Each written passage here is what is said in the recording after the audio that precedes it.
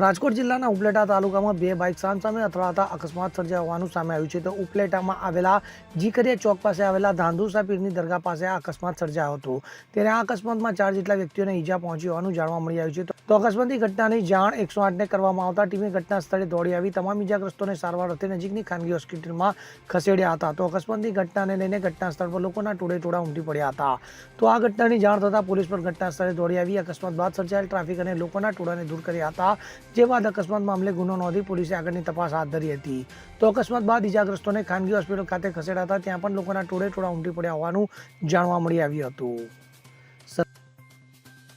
રાજકોડી સાથે CN24 news Upleta. હવે જુઓ દેશ દુનિયાની તમામ ખબરો તમારી આંગળીના ટેરવે. ઉઠાવો મોબાઈલ અને Google Play Store પરથી ડાઉનલોડ કરો અમારી CN24 ન્યૂઝ મોબાઈલ એપ.